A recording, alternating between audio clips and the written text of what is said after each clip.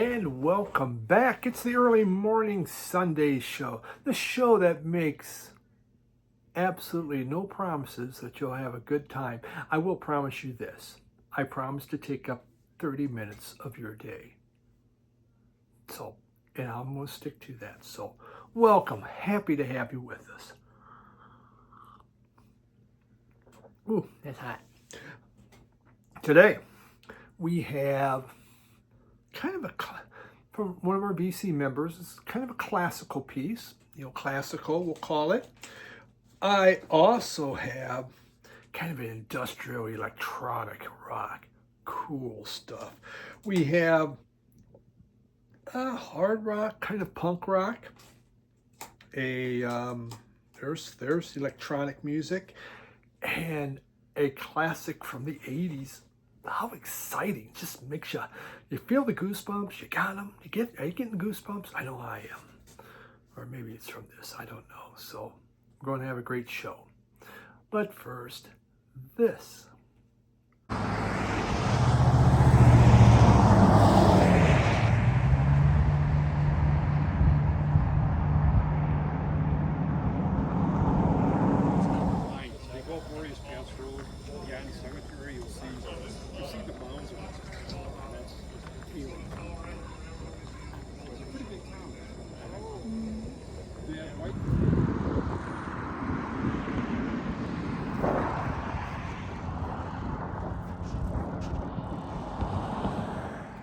So that was some views when we went up into the mountains, or when our friends were here last weekend who had never been in the mountains of Colorado.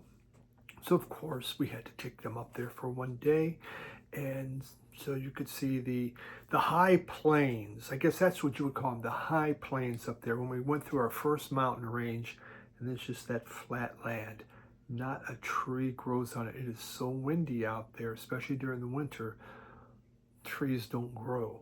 They're on the mountains, but not in there. It's an interesting spot. And we visited Como, which is I really like it. The downtown's like a ghost town. I should have filmed it. I filmed it last year, so you would have seen it. And then, but we left to the roundhouse. They're restoring that roundhouse. It's the oldest roundhouse in Colorado from a narrow gauge railroad. And then just the narrowness of the mountains. So really nice time up there. Always enjoy going to the mountains. There's hell and there's Colorado right now, and both are quite hot. I haven't personally experienced hell, but sometimes when you walk out right now, you got the triple digit, you kind of think so. And again, we're just not getting the moisture. I just saw a thing that even in Puerto Rico, the rainy season hasn't happened and the lakes are drying up, and so now you're having to go 2 days with their water shut off unless you're a tourist, and then you have water. I had that happen when I was working there 1 year, but it was like every other day we had no water. And I remember in stores, I had to get it out to all the stores that I had in Puerto Rico, because my other islands were fine, but Puerto Rico, okay, we had to bring in when we had the water, we had to fill up some trash cans with water, put them in the bathroom so people could take a bucket and pour it into the toilet to wash down whatever you happen to put into that toilet. It was tough. It was a tough time, but if they don't have rain, they have cisterns. All the houses have cisterns where they capture the water, because there's just no natural water, and they go through extreme dry periods there. You have to have rainy season, and when it doesn't come, the lakes just dry up because of all the people there, using the water. So tough times there. I wouldn't want to be there. That really did suck when we went through that. But we're not here to talk about the weather, though we do every week for whatever reason, because that's what people do. It's just the weather. It brings us together. It's a common denominator that we can talk about. And after we're done with the weather, we don't know what the hell to talk about unless you're doing the early morning Sunday show, and then I just pivot right over to some records. So I think let's do that, all right? And we're going to begin with I purchased the newest album from Michael P. Dawson. Michael P. Dawson has his own YouTube channel, an incredible good channel. He has about 1.5 about 1,500 followers. Should be a lot more. The guy, he explains music like nobody else, and I'll tell you in a minute. But he just came out with this album, Up Above the World So High, in 2026, and it comes on some little fancy vinyl there. That looks nice. Look, kind of a little peppermint. Remember those little, well, you can still get those little peppermints that, you know, pop in your mouth. Your grandma always happened to have peppermints, or your creepy uncle. Hey, you want a peppermint? You know, someone always had them in their pocket. Of course, they'd sit in the pocket for, you know, maybe go through the wash, so you never knew quite what you were getting, but very, very popular. That and that butterscotch. So, but that has nothing to do with this album. Michael is a multi-instrumentalist. He composes music that has a rock, classical, and jazz type influence into it. He puts it all into it, onto some of his music. It's interesting, when he was in high school in the early 70s, he began composing original music. And I believe it was his high school in 73, Crawford High School, performed one of his compositions. Isn't that something, you know, when you're, you know, there you are in high school and it's that good that they perform it. Pretty amazing. He went on to college, he got a degree in biology, but his love is music, especially woodwinds. Michael plays the woodwinds, like the clarinet. That I like when Michael plays it, but that's going to be the only person. I don't even like Benny Goodman. But again, that's beside the point. So, but Michael is also, he's written for Goldmine magazine. He's written for Option magazine, for The Musician, and for All Music. He's written for all that. So pretty fascinating what he has done. Well, this new album, I have all of Michael's work. This is my favorite. I absolutely love this album. I find it was like a beautiful symphonic piece. It was interesting. So the first side one, which is chapter 1, the balloon mice.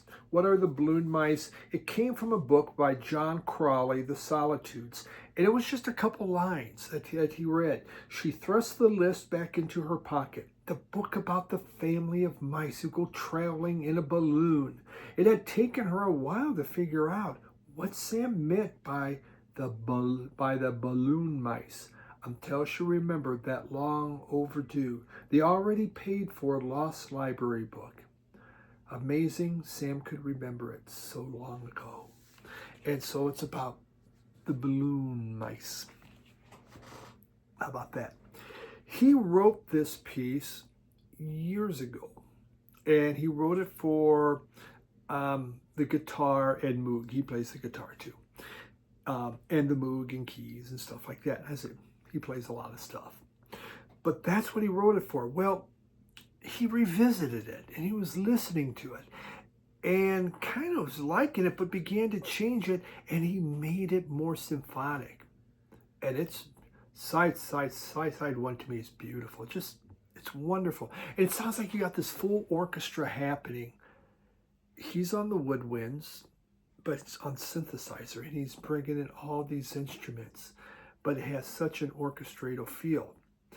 Well, that was side one. So side two, Michael's trying to say, okay, man, what am I going to do on side two? And it took him a while to kind of decide what to do. So he broke that up into 5 other chapters. And my favorite one was the witch's knickers, just because, well, knickers, how's that for fun? But that was actually inspired by Stravinsky and Charles Ives. So it was kind of neat that there was that inspiration in there. But again, it sounds like it's like a full orchestra going on, but this is being done by one person, which is truly amazing. So on side 2, there is a variety of different textures and moods. Side 1's fairly lighthearted. It really floats and goes on and just gorgeous. Side 2, things change. For instance, we have chapter 2, which has this dark melody happening when the riven ghosts forever twist like smoke. Chapter 3, the young prince and acrobats. It feels like some of the music from his past albums. I really have that feel from his other albums where a little more jazzier type of music is coming in. Then we go chapter 4. And chapter 4 was The Witch's Knicker, which to me had this kind of it was a song just filled with joy and happiness. It just had this positivity to it. Chapter 5 comes in, Crossing the Desert, and it felt like a journey. Yeah, the music absolutely took you on it. There was a snare drum that was being used on there, and that snare drum gave you this feel that it really highlighted the journey. And finally, chapter 6, Houses Made of Time. Very mysterious, very ominous, very atmospheric. This really was good. You can get this off Bandcamp. Go to Michael P. Dawson, and it is available there. Well worth reaching out and doing it. VC member, so I think it's great whenever we can support our fellow music. I can't say our fellow musicians because I'm not one of them. But I did play the cornet and band, and I learned how to play the piano, kinda. So check it out, Michael P. Dawson, and there's some great music in here. And Michael also, when I bought this, he sent me some VCLT. George Philip Tillman. Never heard of this composer. He's a Baroque composer. Love it because I love Baroque music. I think Baroque is beautiful. And then from J.J. Johnson and Kai Winding, he sent me this, and the name of the album is, because it's really hard for me to tell on here, and I'm still not, we'll just call it the alphabet. Okay, J and Kai, it's called J and Kai, actually, that's what it's called. So thank you so much, Michael, for that, and congratulations on a fantastic album.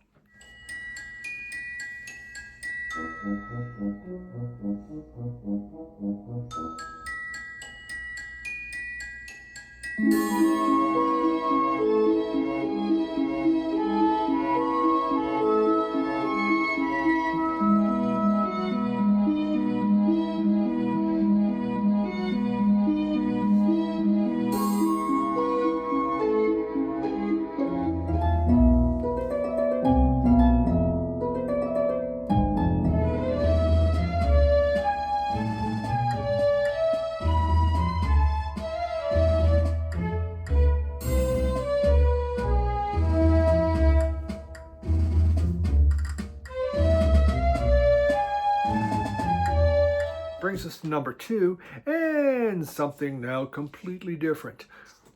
This is from the group Mirror Revelations, and Mirror Revelations is from Mexico. And on here we have, I think we get a gift on this one. Let's see, not much of an inner sleeve. Cool, look at that. It's kind of, it tells you what kind of music. You think about that, look at that color, go, looks ominous, dark, bloody. And we have always, this is from Fuzz Club, a Fuzz Club record of the month. Not even sure what damn month. And there's the download code for someone. If you're interested, please download that and use that. No use having them go to waste. Okay, so let's talk about Mirror Revelations. The music, kind of krautrock, industrial, psych, and they are a duo of Gabriela Alaca and Alex Castillo. Again, out of Mexico. Very synth-based music, but also there's this relentless bass and drum that is happening on here. Ignia is the name of the album. Ignia. If you want to pronounce it differently, you do that, and God bless you for it. But this is this album is about kind of a repetition. There, I first off, I really like this one.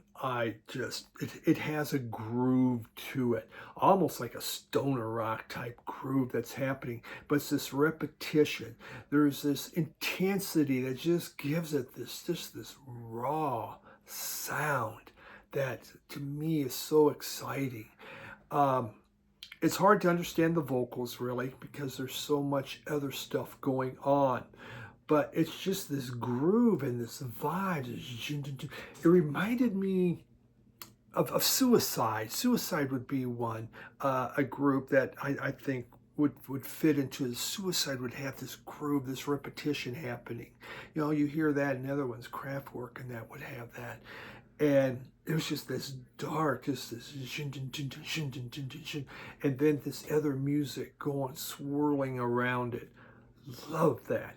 I found this to be a very, very exciting album. And what they said, the name of the album refers to fire, which for us symbolizes the transformation and change. Okay, but industrial psych intensity, heavy motoric drive, kind of how they explain it. Really good stuff.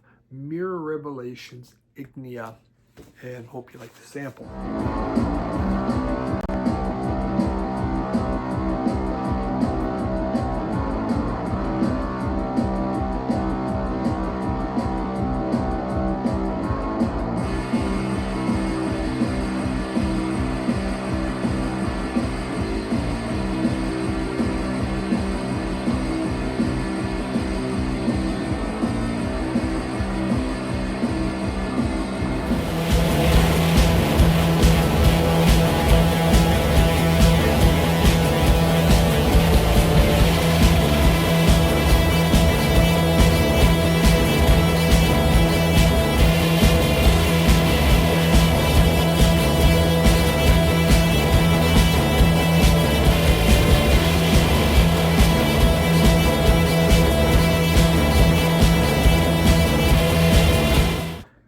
Yeah, I didn't take those out of their sleeves. Oh, for Christ's sake. You know, oh my God, just losing it.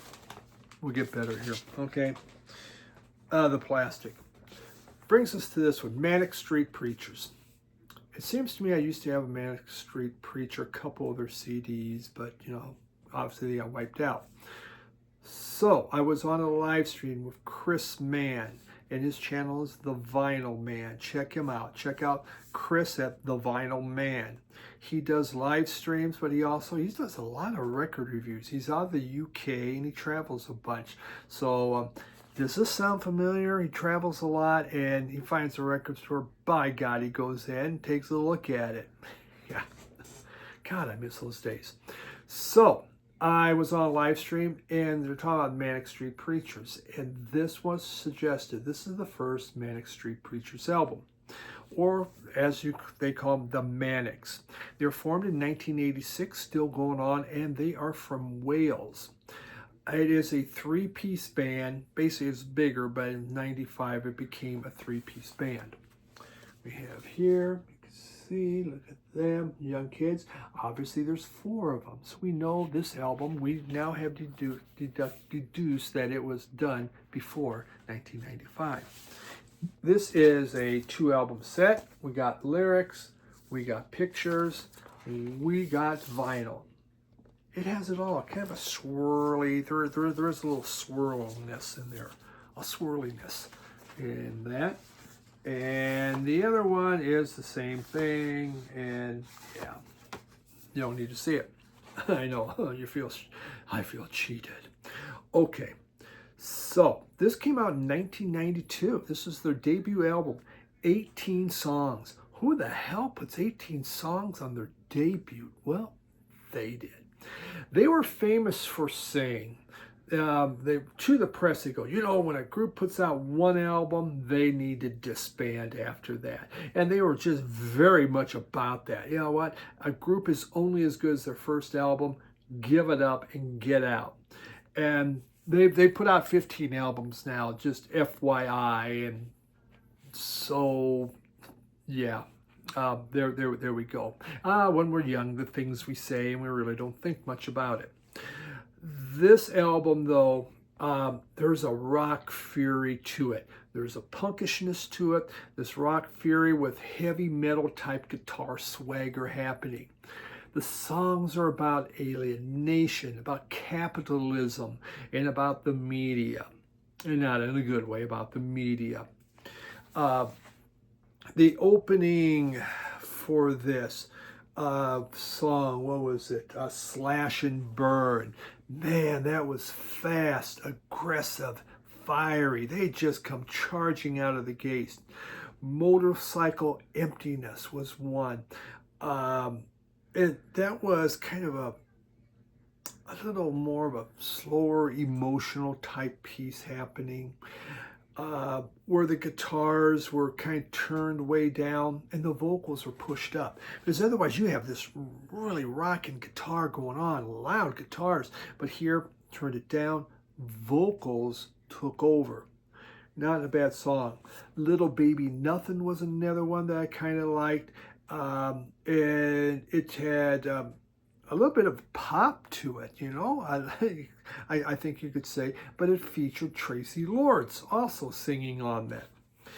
The album, to me, does lose some stuff. It's 18 songs. You know what? 18 songs is a little much. If you made it one album, it could have been a great album. Otherwise, it kind of slogs a little bit, just bogs down. That is a lot. But overall, I really like the debut. This is the one I was recommended to get because I like punk music. They said you would really like this. You know, and I'll probably eventually experiment with another album or two from them. Manic Street Preachers, and you know what I should tell you what the album's called. Generation Terrorists. Generation Terrorists from the Manic Street Preachers.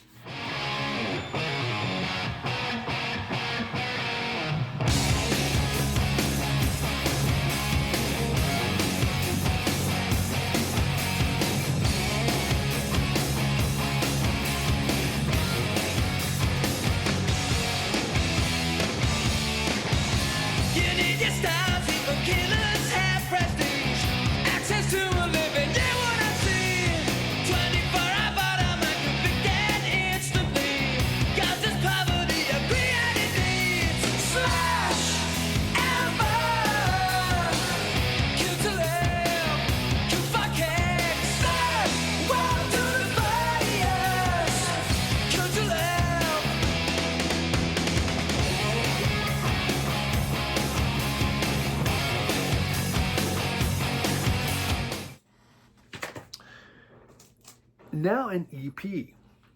Don't buy a lot of EPs, but I buy them once in a while in case Harris Pilton's watching the UK, because you know he's a 12-inch EP king, and so I like to give him something. And so I have this, a Gary Numan one from 2018, and that was kind of cool to find, the Fallen EP. And there is an inner sleeve. I read the Gary Numan biography, which was quite interesting. Look at that. Isn't that cool, vinyl? I think that really caught my attention. But I remember his biography, they're talking about this, and they went out to, I think they're by Vegas, and it's really hot out, and they went to this summer, and they went out to do this. And yeah, it was a little bit miserable out there in all that heat. But you got the look of what they wanted. Actually, look at it, you can see like kind of an old mine on there. So the Fallen EP came out 2018. This is a very dark cinematic. It is a companion piece to his Savage album, which I don't have that one, and I'd like to get it, but I looked and I couldn't even find availability in the US. There is a dystopian, industrial, pop type atmospheric music with this. And you will hear on there, especially the very first song, side one, just one song, there is an Arabic type feel to the music, which gives it just this cool feel. It Will Be Here was, it's just very stark. There's these drums. There's just, again, just this Middle Eastern vibe that I really like. And they use these Middle Eastern melodic scales on there. Interesting stuff, but dark. Then it goes on to side two.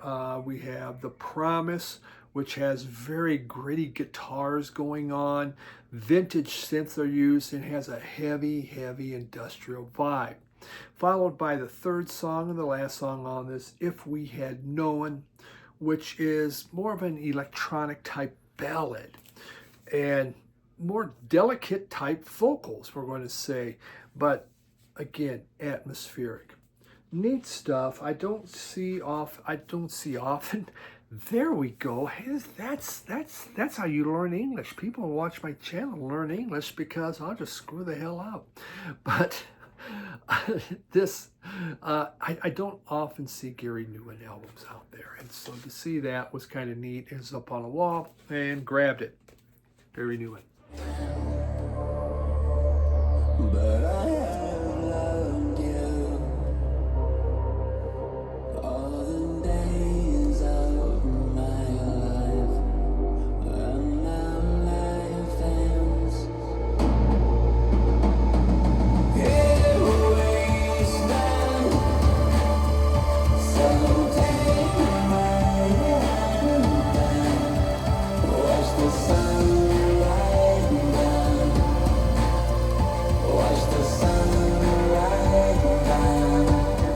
To our final one, our final album, and again for my friend Vinyl Richie. Okay, I totally forgot to pull these out of the sleeve. This is an 80s classic that really I haven't wanted for the longest time, and then I decided, kind of like, oh, what the hell, let's just get it. Huey Lewis and the News. It's a Japanese press. Oh, yeah, why pay less when you can pay more and get a Japanese press? But it sounds better, so that is why. And there it looks just like a regular album though, except I got an OB strip. So Huey Lewis and the News out of San Francisco, formed in 1979. As a group, they had 19 top 10 singles. Isn't that mind-blowing? 19 top 10 singles. And, their music was pop, it was R&B, it was doo-wop. That's kind of what they focused in. In 2018, Huey Lewis, though, was diagnosed with Meniere's disease, which, has taken his hearing, which is too bad. For a musician, that has to be one of the worst things that you can get. He started, though, in 1972 with a group called, what was it? Clover, I believe. Why don't I just take a sip of this instead of holding the damn thing? Yeah, no, that worked out well. So the group Clover, which is a jazz funk outfit, and they put out a couple albums. Then the group decided, let's go to the UK because the pub rock scene is kicking in the UK. So they moved to the UK. And, they played with some other groups. And Huey Lewis actually plays harmonica on a Thin Lizzy album. But it's a live album. And Thin Lizzy, Lincott, whatever the lead singer is, he even says, and Huey Lewis on harmonica. So there we got it. But they came back to the States. And in 79 formed Huey Lewis and the News. The first album, not much. The second album had a pretty good hit. The third album, Sports. Everything came together. MTV grabbed this thing. Over half the songs on this album were hits. Over half of them. How many albums get that? Okay. I remember buying this, really liking it, but it got overplayed. It got overplayed on the radio. It got overplayed on MTV. It just, no matter what you turned on, there was Huey Lewis and the News. You go into the elevator, Huey Lewis and the News. My God, you just got tired of it. And there was over 10 million copies of this out there. Over 10 million copies, okay? So, it's not a hard album to find. It's not expensive. I went to one record store once. He had a whole wall he made of Huey Lewis and the News sports albums. It just goes, yeah, there's a lot of them, so why not do that? Well, good for you, bully for you. But every song on this has a hook. Every freaking song. There is a great hook. They really put this thing together. The band, super tight. Sound great. They are so together on this. It just got overplayed, and that was the problem on there. But you talk about a massive hit. This came out in 1983, and it ruled the charts. Just really incredible. Huey Lewis and the News Sports. New York is everything they say, and no place that I'd rather be. Where else can you do 500,000 things all at 2:45? When they play their music, ooh, that modern music, they back it with a lot of style, but it's still that same old backbeat rhythm that really, really drives them wild. They say the heart of rock and roll is still beating, and from what I've seen, I believe them. Now the other may be barely breathing, but the heart of rock and roll is still beating.